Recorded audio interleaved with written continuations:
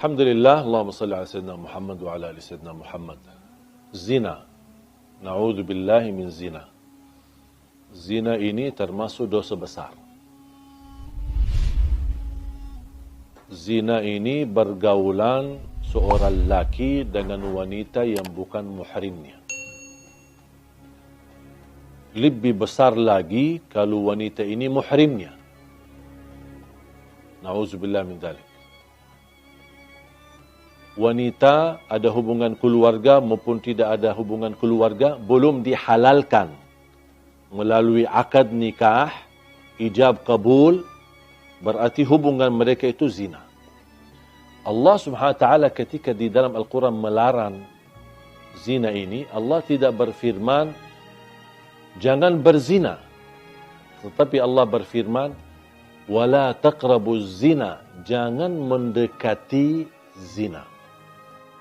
Karena orang berzina tidak akan mungkin begitu saja langsung jatuh kepada zina. Pasti ada proses awal yang membuat hati kita cenderung kepada zina. Pandangan mata, telinga mendengar, lidah berbicara. Sekarang berbicara lidah kita diwakili oleh WhatsApp. Chat bersama seorang wanita, mungkin ketemu di sosial media. Boleh enggak kenalan? Boleh. Ya di situ mulai langkah awal daripada zina. Satu kalimat, ini balas, ini kirim, ini balas. Sebentar lagi ada gambar, sebentar lagi ada love, ada sebentar ini ucapan, saya tidak bisa tidur, merindukanmu, kangen samamu, di situlah. Ini langkah-langkah seperti ini. Mungkin dianggap remeh, kecil. Cuman buang waktu, cuman chat. Saya tidak ada niat apa-apa. Di situ yang dilarang oleh Allah. Jangan mendekati zina. Nadratun, fabtisamatun, famaw'idun, faliqa'un, fazina. Ini prosesnya. Nadratun, pandangan. Senyum. Ya, pas habis pandangan, apa? Senyum kan? Kalau sama-sama suka, pasti senyum. Kalau tidak suka, tak mungkin diperhatikan. Tapi ini yang bahaya di sini. Wal ainu tazni wa zinaha an-nadhar, sebagaimana bersabda Rasulullah, pandangan mata berzina. Mata berzina dan zinanya mata adalah mempandangi sesuatu yang haram. Nadratun fabtisamatun. Langkah awal melihat. Pandangannya menarik. Tertarik, bahkan ada yang sampai melihat terus ikutin. Aduh, cantiknya luar biasa. Di situ sudah mulai bahaya. Habis nadratun, muncul langkah yang kedua. Kalau sudah suka, gara-gara pandangan, pasti akan senyum. Pasti akan senyum. Fabtisamatun. Habis senyum, mulai berbicara. Ya. Boleh enggak kenalan? Ini nomor saya. Nama saya. Nama kamu? Kamu kerja di mana? Mulai ngobrol. Awal-awalnya umum. Sedikit demi sedikit, kalau sudah akraban, baru kita. Awal-awalnya katanya ta'aruf. Ini sekarang istilah yang beredar di kalangan akhwat atau kalangan wanita yang salihah, katanya ta'aruf. Ya sama, ta'aruf dan bacaran sama. Habis sudah setelah senyum dan berbicara panjang lebar, mulai ada janji. Boleh enggak kita makan di luar? Mulai ada janji. Ayo kita jalan-jalan ke pantai malam minggu, kita ke mall, kemana, ada janji. Habis janji, faliqa, pertemuan.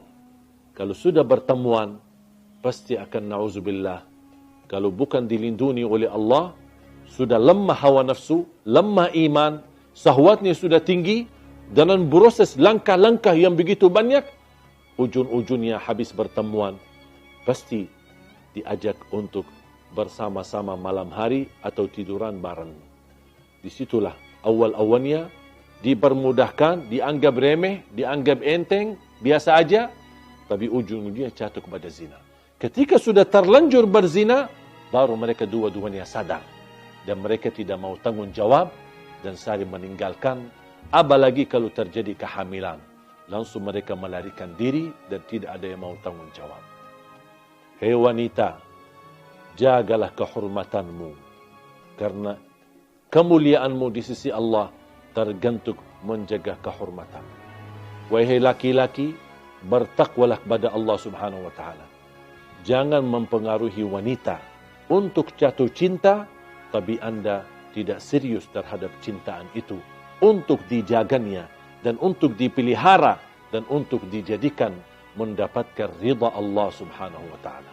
Mudah-mudahan kita semua dilindungi oleh Allah dari perbuatan zina, dari langkah-langkah awalnya sampai ke ujungnya jatuh kepada zina. Semoga kita dijegah diri kita dari perbuatan dosa besar zina. Semua orang dapat diampuni oleh Allah dosanya. Apapun dosa kita. Dosa zina, dosa riba, dosa sihir, sering bolak-balik ke tukang dukun, semua apapun perilaku kita. Dan syarat taubat. Kalau taubat pasti diampuni Allah Subhanahu wa taala. Tapi ada satu orang yang tidak akan diampuni oleh Allah Subhanahu wa taala. Bahkan tidak akan diselamatkan dari perilaku itu. Sangat bahaya. Siapa? Yang terang-terangan menceritakan berzinahan atau kebanggaan terhadap kemaksiatannya kepada Allah Subhanahu wa taala. Sekarang na'udzubillah, semestinya kalau kita sebagai manusia jatuh dalam perbuatan maksiat, apapun maksiat itu, seharusnya kita berusaha menyembunyikan, rahasiakan. Pertama, karena malu sama Allah. Yang kedua, juga malu sama manusia.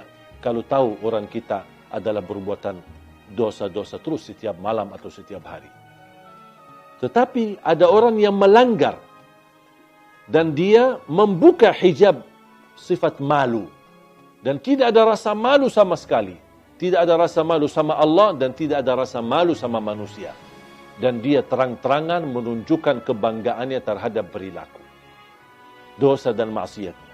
Apalagi kalau perilaku itu tergantung dengan orang lain. Misal dia laki-laki, dia sudah berhasil mempengaruhi seorang wanita sambil berzina. Mungkin dia bisa mengambil fotonya, bisa dia pernah shot videonya, kemudian dia sharekan kepada teman-temannya, aku sudah berhasil menggauli dia. Aku berhasil berhubungan dengan dia dengan cara yang haram. Dia merasa bangga, aku sudah berhasil dapat menjatuhkan 10 wanita. Ada yang merasa bangga, saya bisa lebih banyak daripada kamu. Dan ini sebenarnya, hal ini bukan lucu, tapi justru mendatangkan kemurkaan Allah untuk Anda. Bisa menghadirkan azab yang tidak dapat di sisi Allah ampunan dosa itu. Rasulullah SAW bersabda, Kullu ibnu Adam mu'afa illa al-mujahirun. Semua orang-orang diselamatkan oleh Allah. Diberikan afiat dari perilaku maksiat dan dosa. Kalau ada tanda keseriusan taubat, pasti diampuni Allah dan kembali kepada jalur yang benar.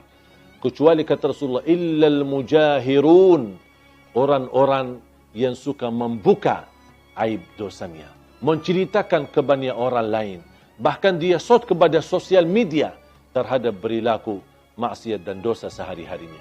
Inilah mereka yang dijamin tidak selamat dan dijamin tidak diampuni. Bahkan dijamin tidak akan diterima dan diberikan kemudahan agar dia sadar dan kembali taubat kepada Allah SWT. Hati-hati. Apalagi kalau beredarkan beritanya, menyebarkan berita, tergantung menyakiti orang lain. Itu sangat bahaya. Dan sebagaimana kita berusaha membuka aib orang lain, ingat akan Allah Subhanahu wa taala buka aib diri kita walaupun kita sembunyi di dalam rumah kita sendiri. Wallahu taala.